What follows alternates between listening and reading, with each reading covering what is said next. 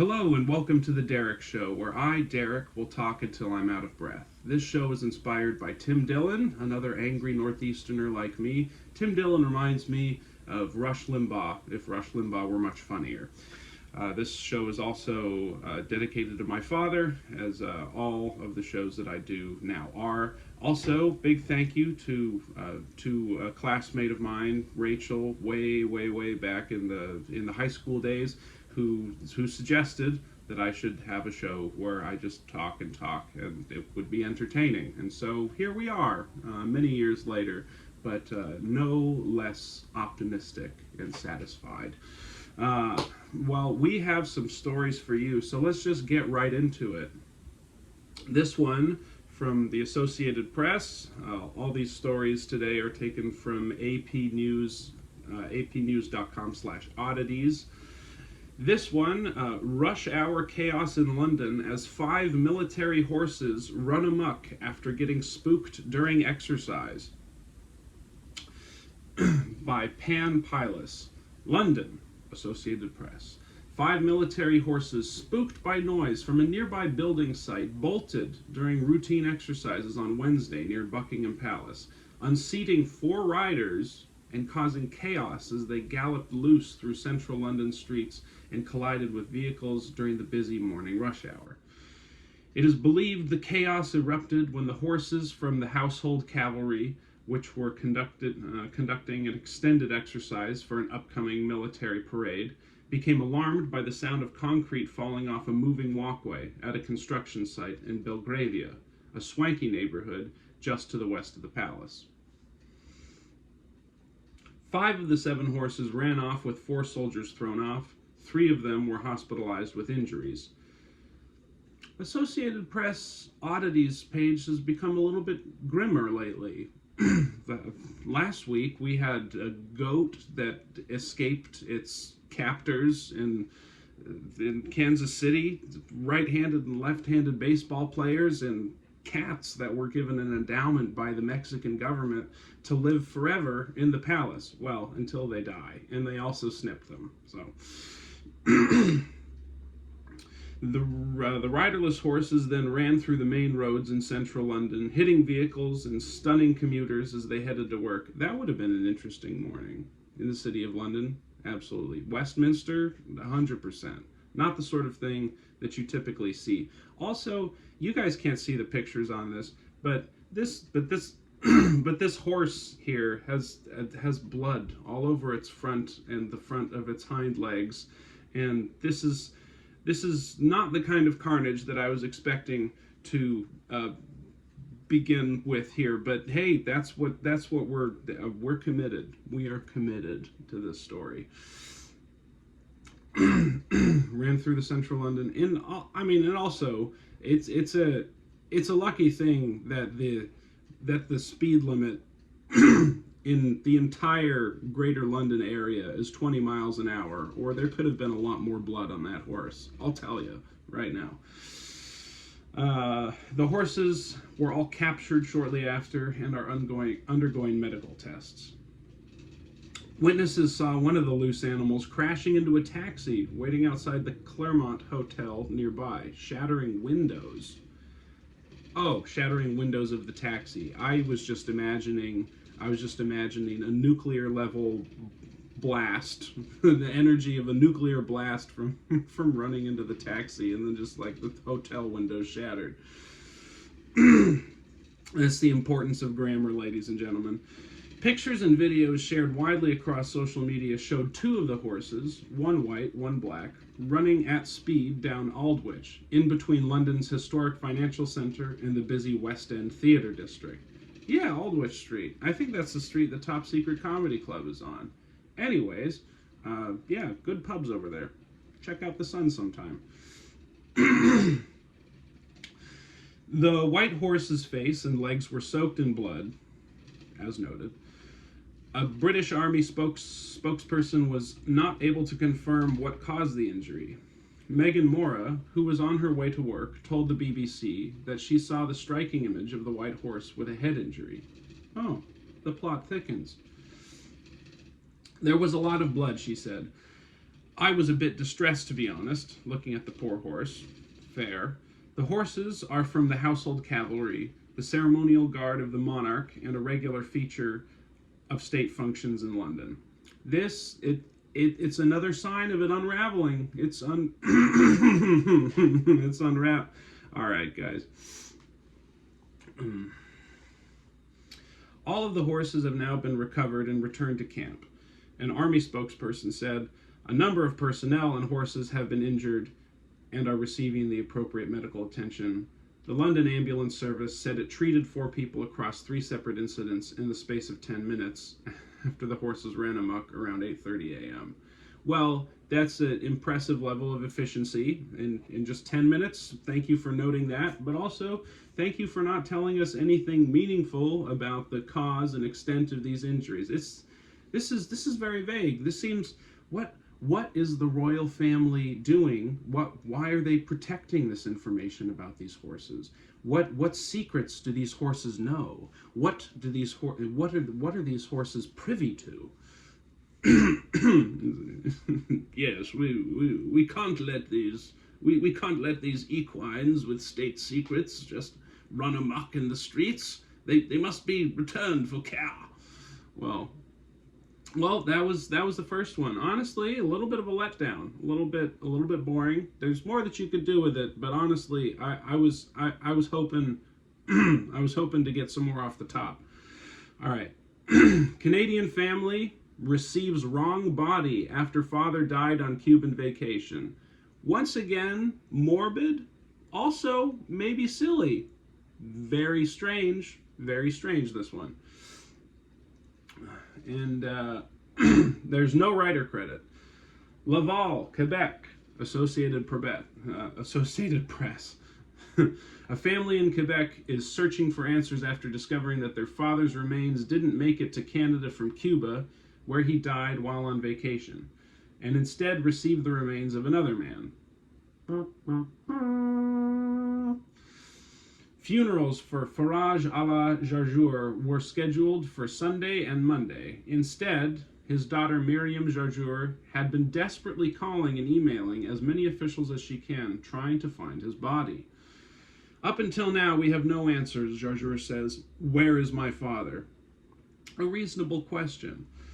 Jarjour said she was swimming with her 68-year-old father in the ocean near Varadero, Cuba, during a family vacation on March 22nd, when he suddenly had a heart attack and died.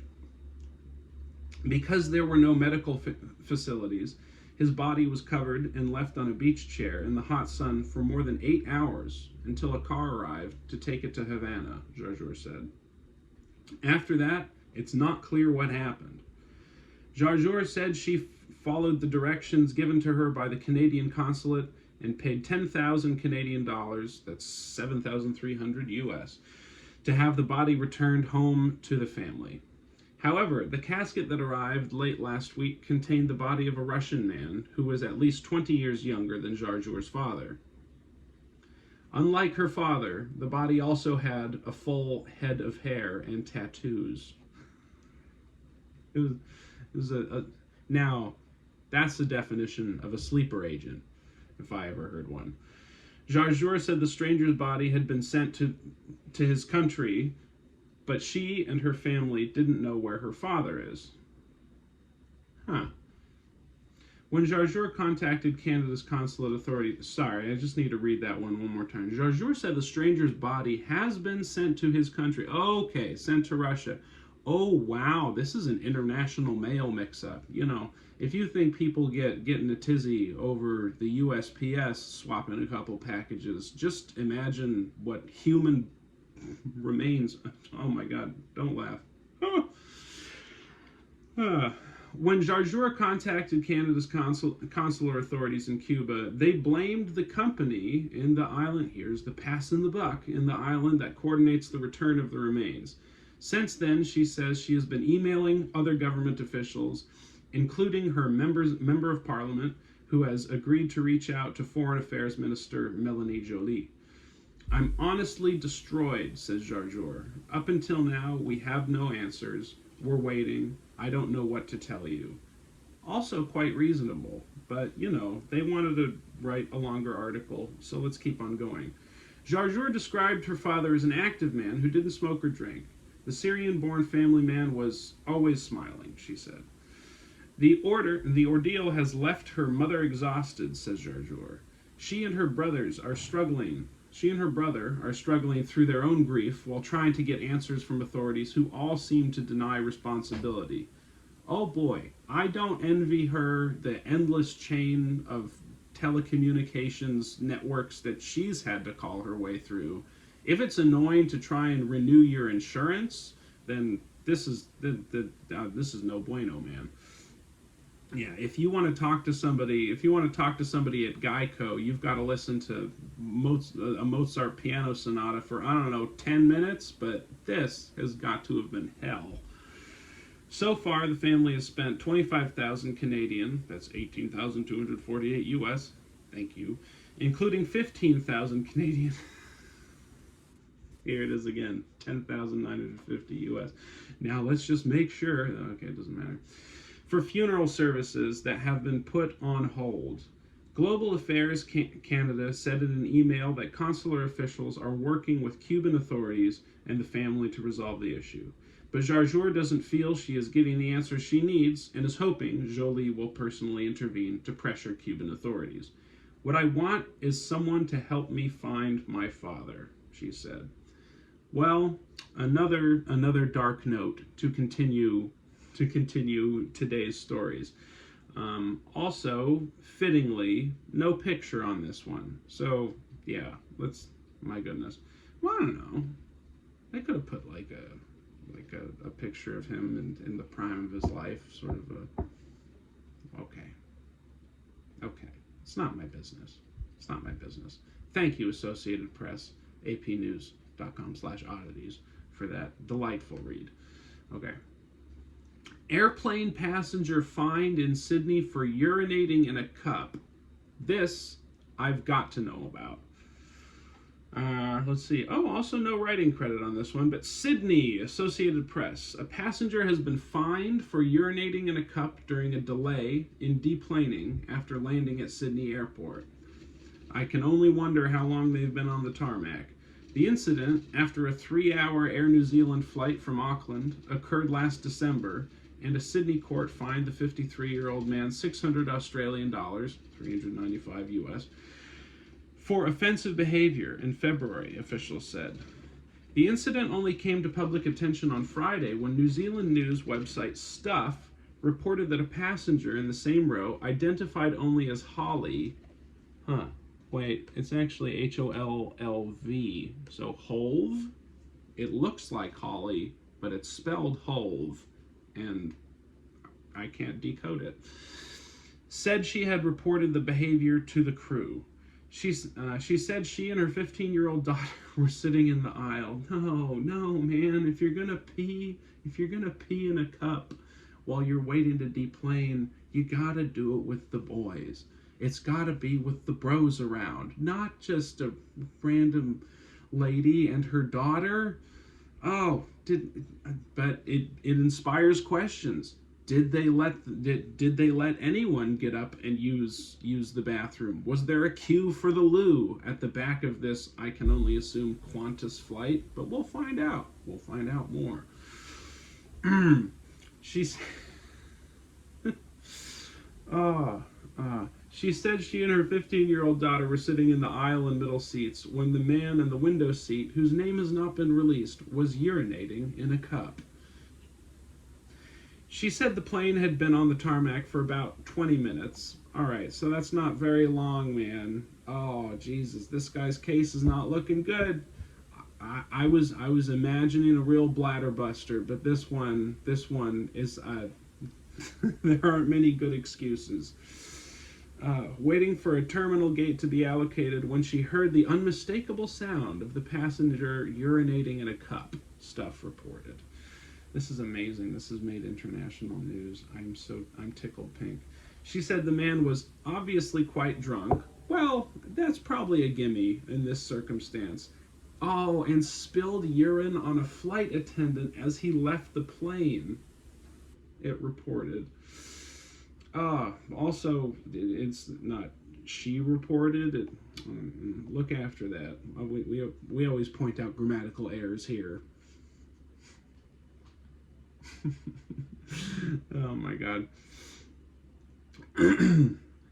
But the mishap with the attendant wasn't his crime. Australian federal police said in a statement that officers removed him from the plane because he had urinated into a cup while in his seat. Well, it is understandable that this should be an offense. Also, I don't really want to come to this guy's defense, because I like to play the devil's advocate, thinking like, well, I mean, yeah, okay, this Hove or Holly lady, she may have overreacted, but no, honestly, the guy is like, it's 20 minutes, man. But but who doesn't like to throw a couple back while you're on the plane or beforehand? Makes the flight easier. I mean, it was a 3-hour flight though. I can't. Jesus. Oh, this was Air New Zealand, not Qantas. I'm sorry, Air New Zealand, and you're welcome, Qantas, for the free press. Oh my God, this is gonna get 10 views. Let me just. All right. Air New Zealand said it does not comment on individual incidents. It said it bans between 5 and 10 customers each month for disruptive behavior, including intoxication. Okay. So, all right. No info from Air New Zealand, but still, well, this guy's got his 15 minutes of fame, but in anonymity. Oh, moving on. Fun to imagine, but not too fun to read.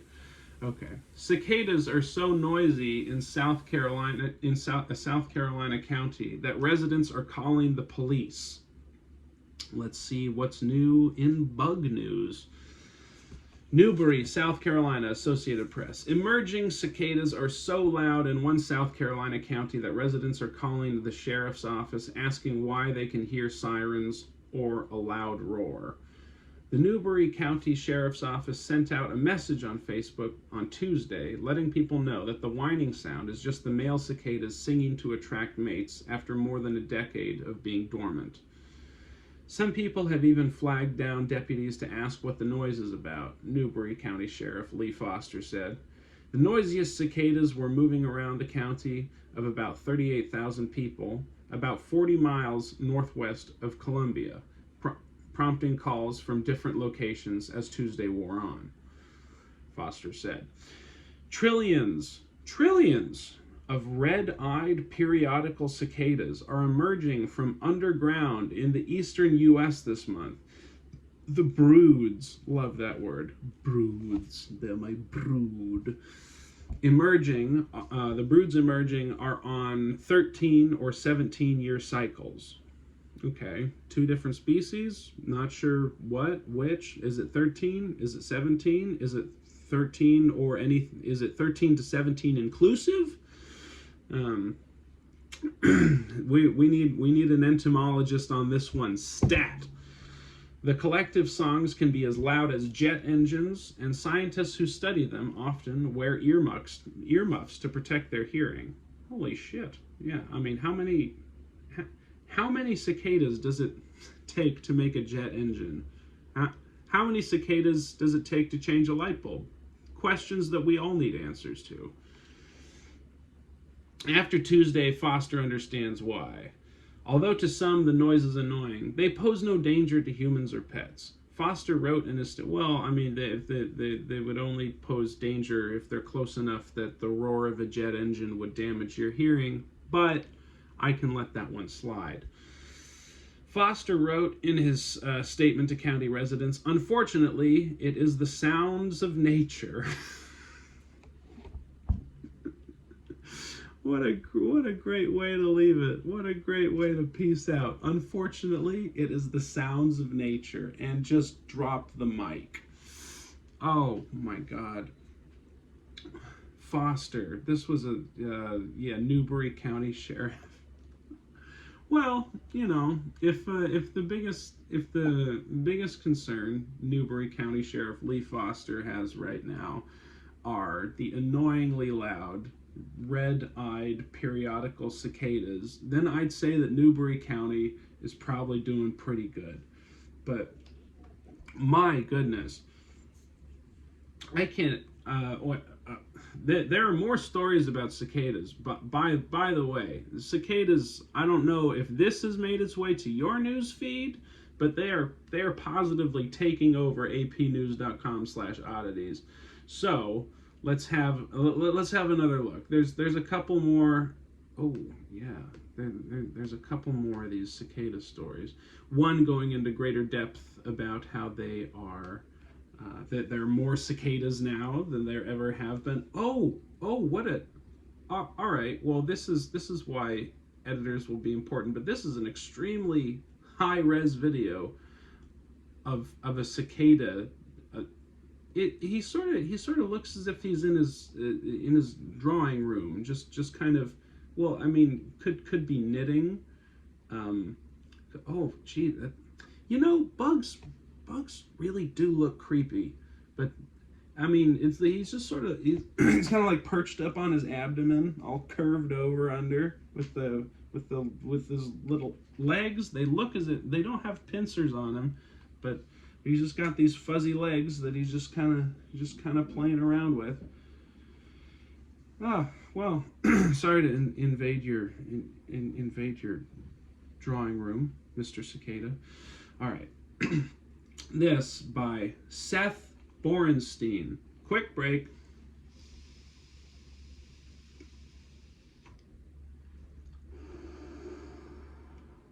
Grab yourself a cup of coffee.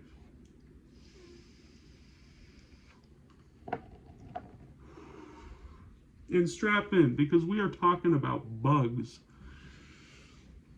Trillions of evolution's bizarre wonders. Huh. I don't have a lot of faith in this sentence. You'll find out why. Red-eyed periodical cicadas that have pumps in their heads and jet-like muscles in their rears are about to emerge in numbers not seen in decades and possibly centuries. Okay, I get it. It was just a really long parenthetical between two commas. Trillions of evolution's bizarre wonders. Red-eye cicada. Did we get it? Did we get it in the can? Okay, one more take. Trillions of evolution's bizarre wonders. Red-eyed periodical cicadas have pumps in their heads and jet-like muscles in their rears. If I could tell you, if I had a nickel for every time I've heard someone say they wish they had those very same things, are about to emerge in numbers not seen in decades and possibly centuries. Crawling out from underground every 13 or 17 years. Once again, is it okay? But do they all come out together? Do they come out staggered? I don't know. Are we having? Is it 13 or 17? And these two populations link up on a cycle. I mean, what's 13 times 17 is 170 plus 51 is 221. So maybe it's every 221 years the whole shebang happens. They all sync up on their cycles and have a wild cicada party and disrupt the residents of South Carolina. Also, how do we know it's trillions? I mean, it's got to be an estimate for sure, but I don't know if these numbers are inflated. There are a lot of bugs. There are a lot of bugs in the world, and you don't just have to look on a hot day to see the ants coming out to know that. But yeah, I think in terms of the organic biomass of non-plant, non-fungus, non-protist, of animals in the animal kingdom, I think most of it is bugs. I read that a long time ago. It's like an enormous number of bugs. I mean, they certainly outweigh human beings by factors of hundreds, thousands. I'm not sure exactly. We'll look it up.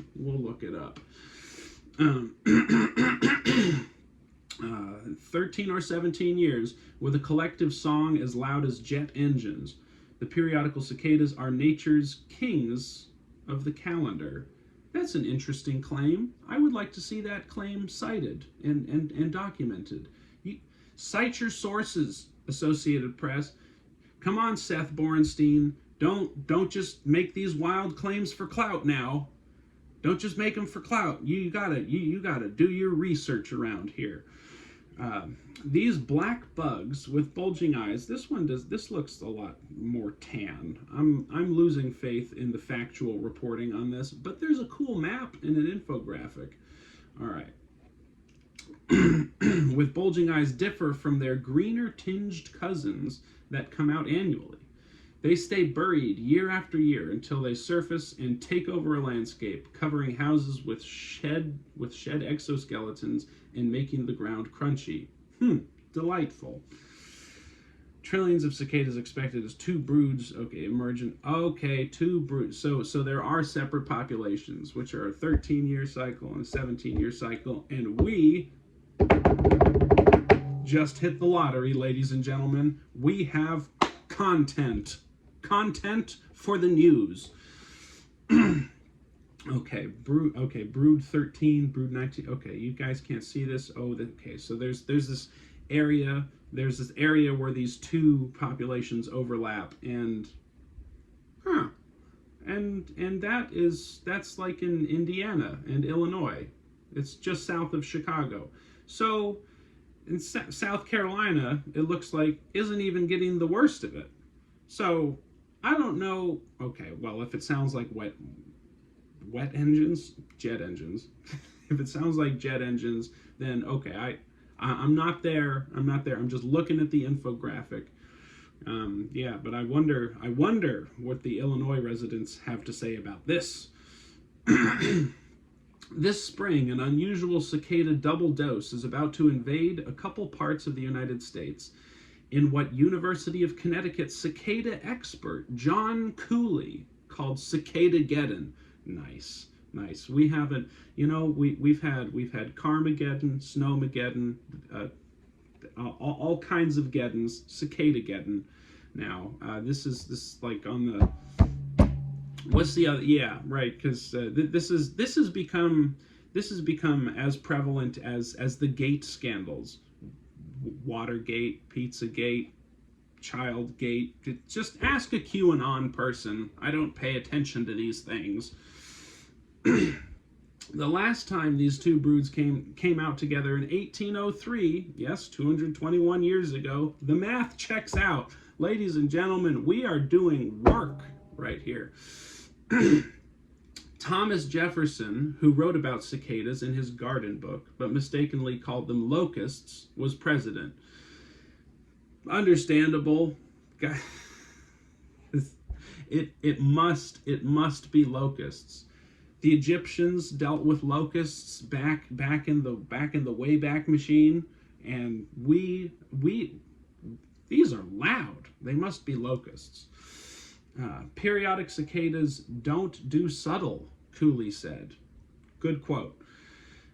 Also, a cicada expert at the University of Connecticut. Once again, we have the opportunity on this show to respect and pay homage to those who have found their niche. And this one John Cooley, seems to have done just that in cicadas. If you were fascinated by the solar eclipse, more references to the solar eclipse. If you were fascinated by the solar eclipse, the cicadas are weirder and bigger, said Georgia Tech biophysicist Saad Bamla. I lost the energy for a second there, but the cicadas are weirder and bigger, said Georgia Tech biophysicist Saad Bamla. Saad Bamla, I don't know if you know anything about measurement or scale, but the sun is bigger than everything on this planet. Well, it might be bigger in your world of biophysics and cicada expert research.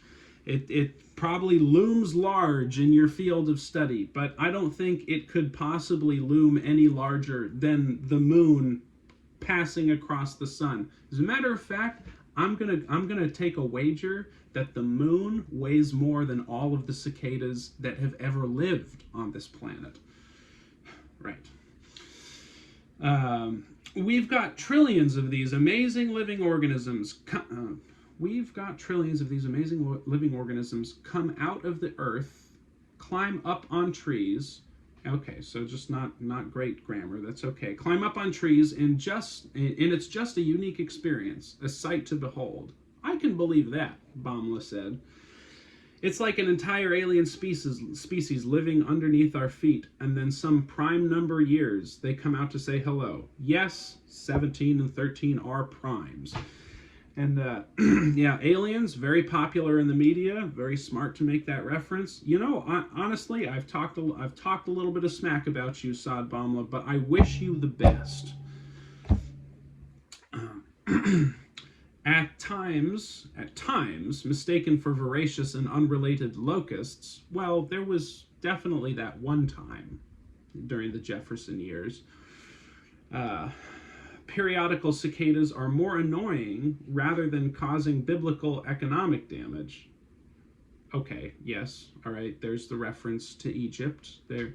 And it might be because I drank a little bit too much last night. But it feels like some of these sentences don't flow very well. Also, no, my reading, not excellent right now, but we're getting through it. Okay. At times mistaken for, voracious and unrelated locusts. I would like some documentation. Times is pluralized.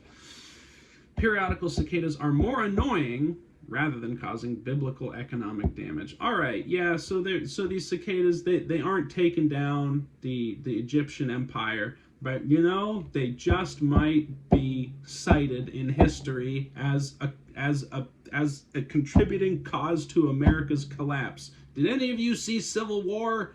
More on that later. They can hurt young trees and some fruit crops, but it's not widespread and can be prevented. All right.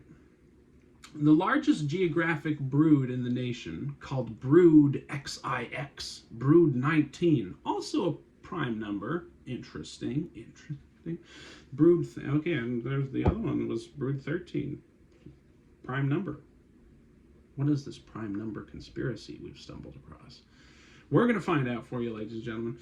And coming out every 13 years, it's about to march through the southeast, having already created countless boreholes. Okay. Oh, they're referring to the entire brood as an entity. You know, there might be a hive mind. All right. I get, yeah.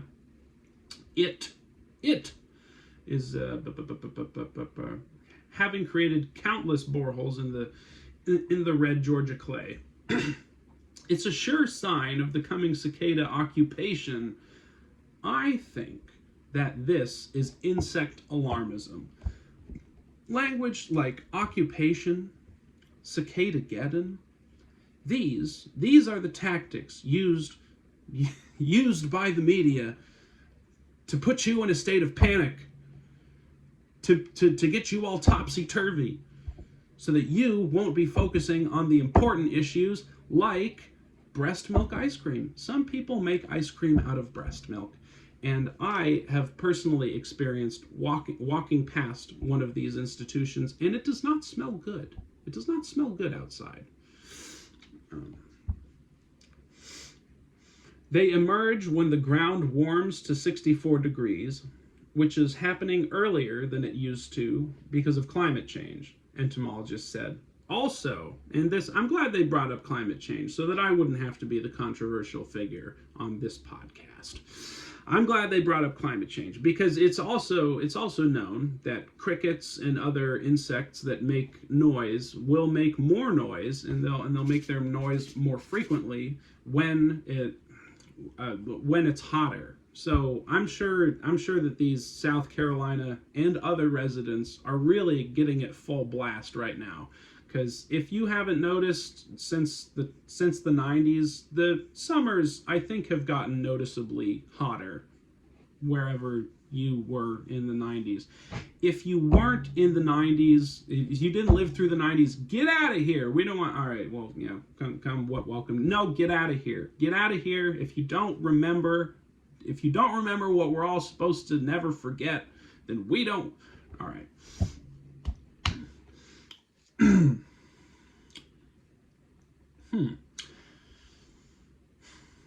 The bugs are brown at first, but darken as they mature. Okay, that's why they called them black insects. And these ones I've been looking at, these brown guys, they must be juveniles. They haven't hardened up their shells yet. Let's see.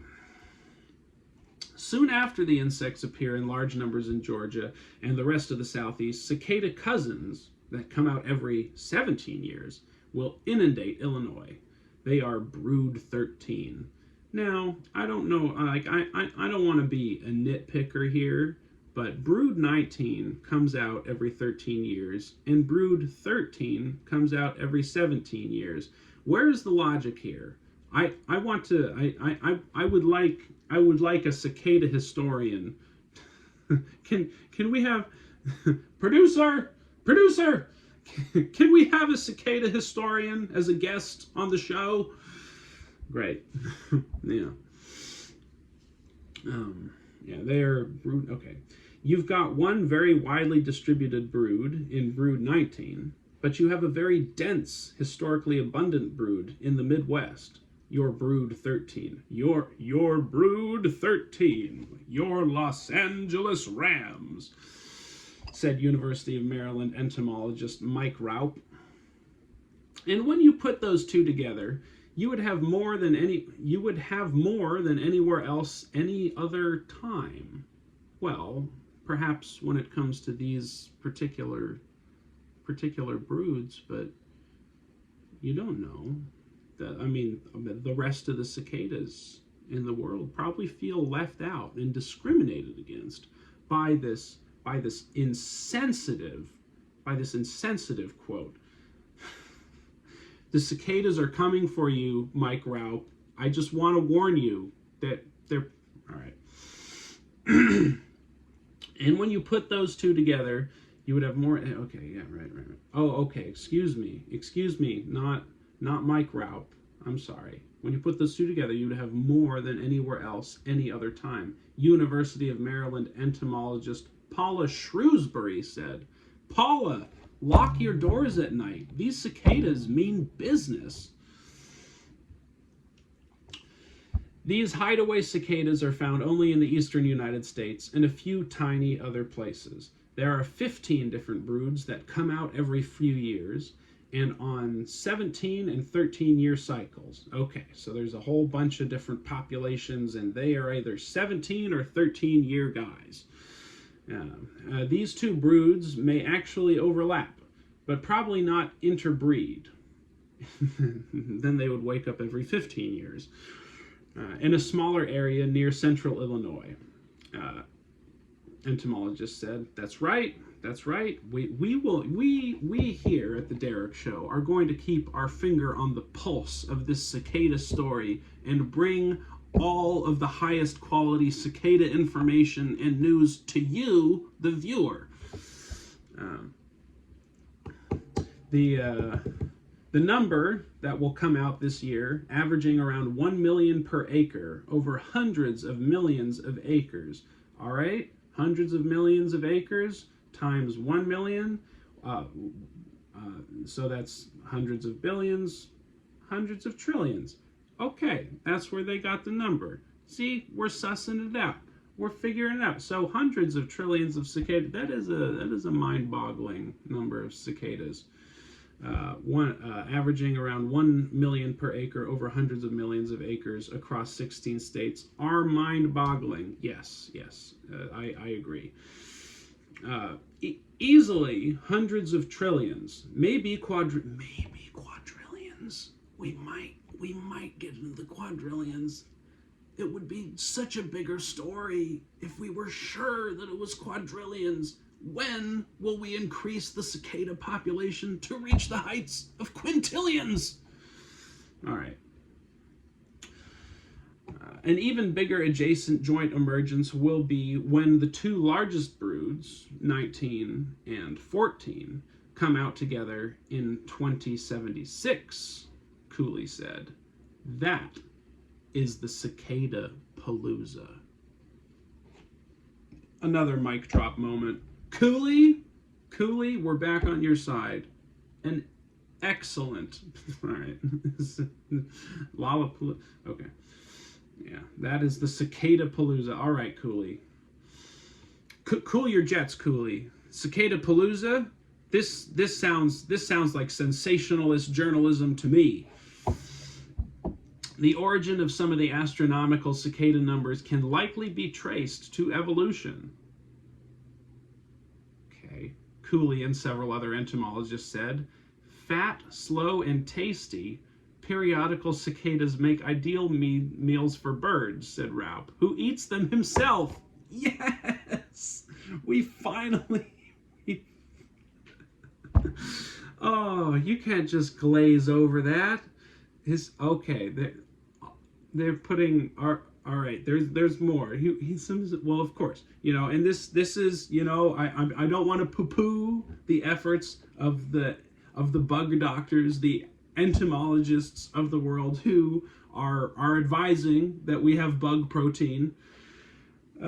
Because having all these cows farting, it might not be doing it for us. Long term. Let the cows roam free. Don't make them stand in their own shit. What are we doing? All right. Well, okay.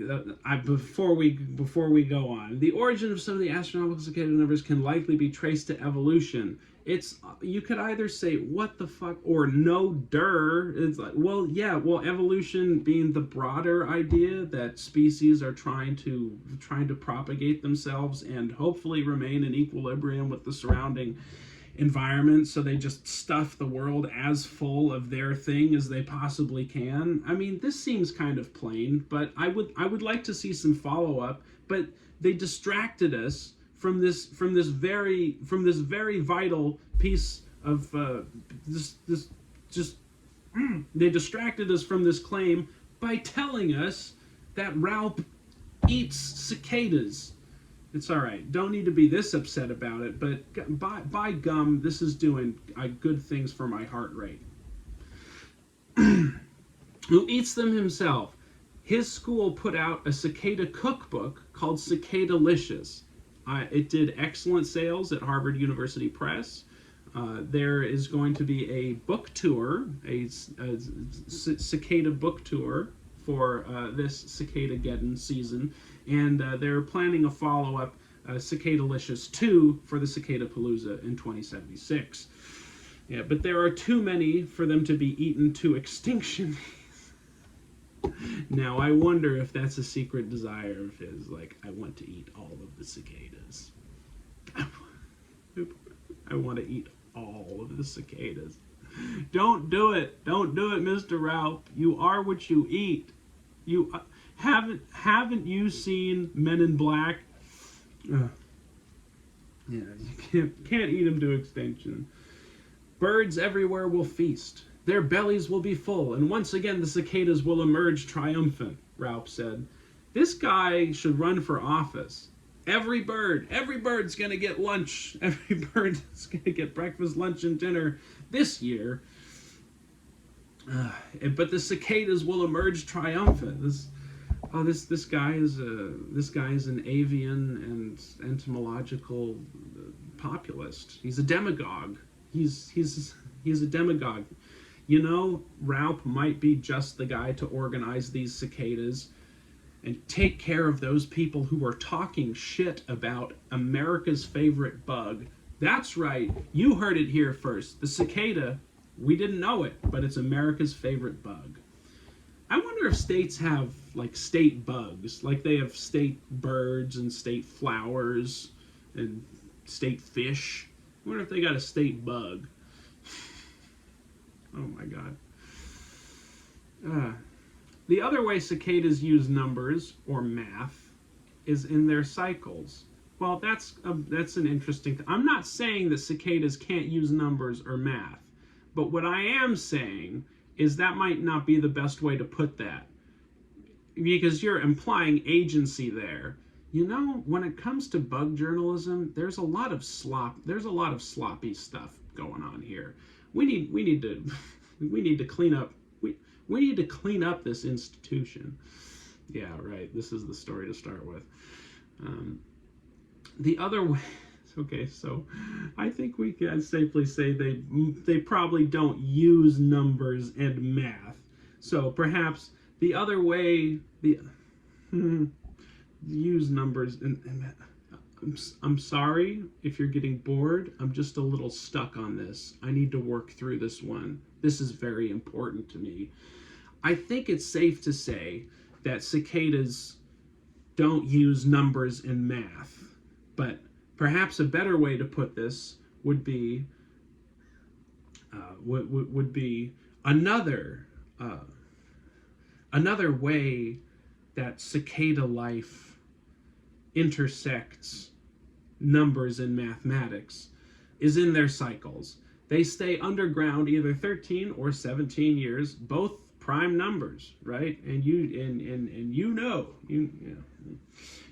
if you know anything about prime numbers that they can, that they, well, like if you want to do modular arithmetic, cyclical stuff, like where you say like divide and take the remainder, and then that remainder is wherever you are in, say, like a 13 unit cycle, 17 unit cycle. It could be a 2, 5, 1. Well, I mean, except the 1 is the trivial case because it just happens every time. That sort of be like trees releasing their pollen. Happens every year. Can't afford not to. We might die if we don't.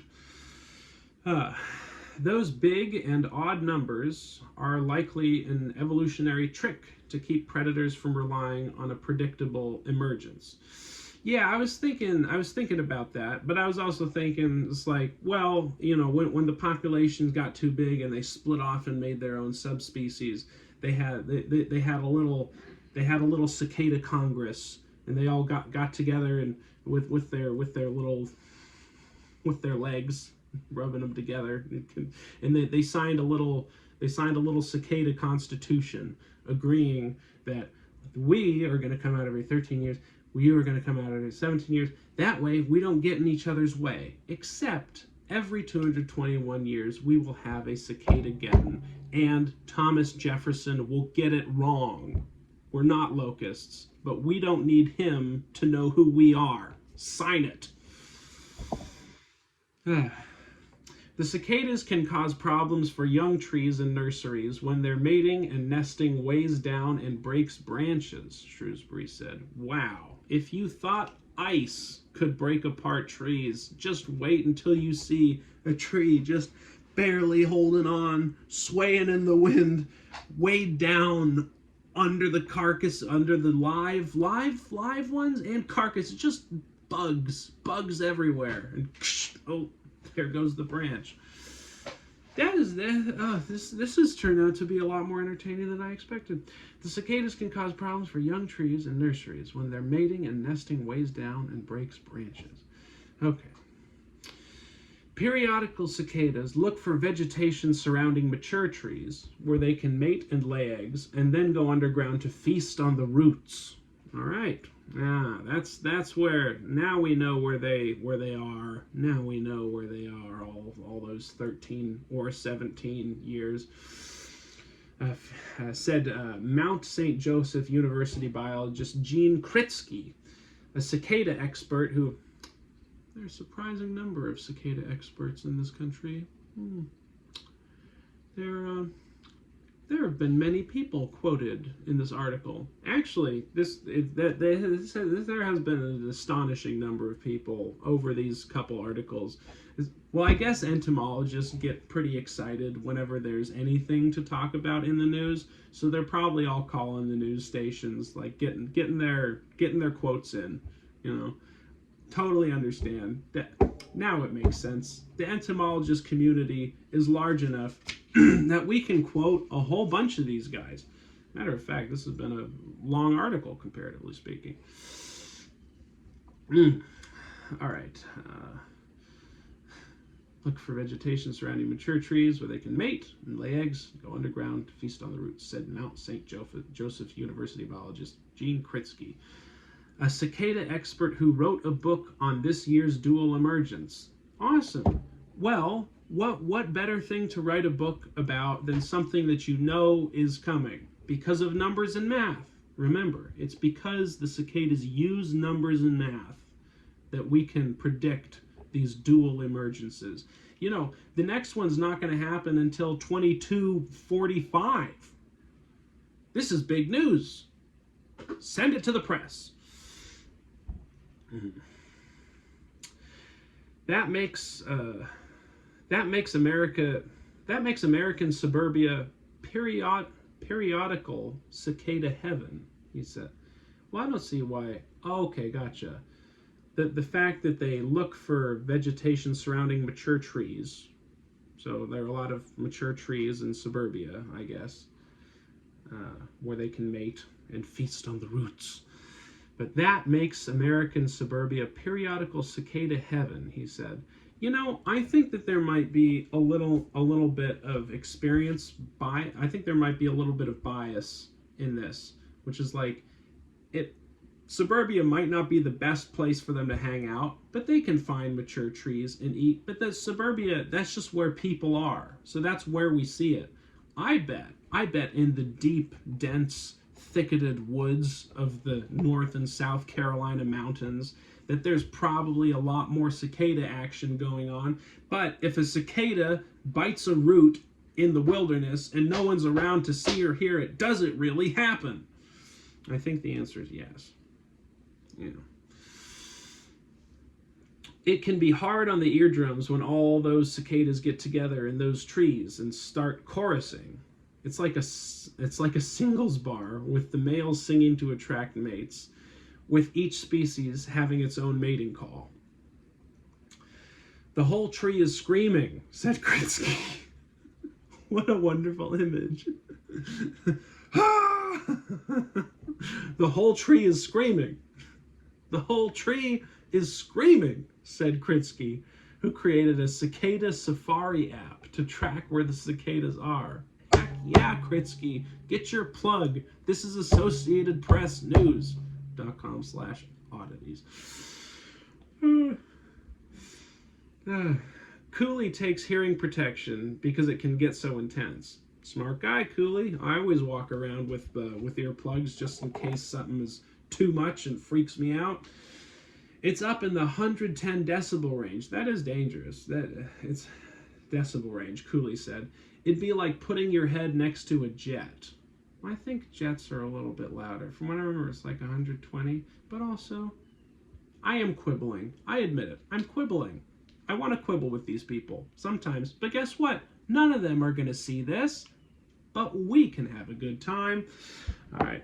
It's up in the 110 decibel range. It'll be like putting your head next to a jet. It is painful. Yeah, I can believe that. Just get your bean rattled by some bug sound. I think the number of unique sentences in human history that have been uttered already on this show is creeping into the double digits. I'm pretty pleased with it. The courtship is something to watch. Voyeur, peeping Tom, perv, Gene Kritz. The courtship is something to watch. Kritzky imitated the male singing. All right, they're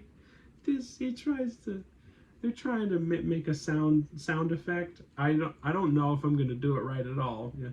Fire-o! Fire-o! It's spelled F-F-A-A-I-R-R-O. Since we're talking to so many highly educated people, did a linguistic sign off on this? Or is that double F the Welsh double F that's pronounced like a V? Fire. You know what?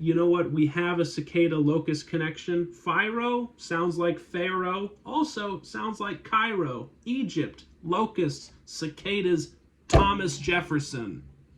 That's my mic drop moment. Pharaoh. And then it also says, okay, so they print that once. F-F-A-A-I-R-R-O. And then in parentheticals, his pitch rising. Pharaoh. And then they do it again. All right. The courtship. Kritsky imitated the male singing. Now, what I would like is a recording of that.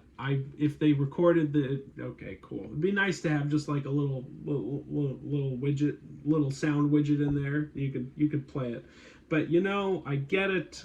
Print can be difficult to convey sounds with.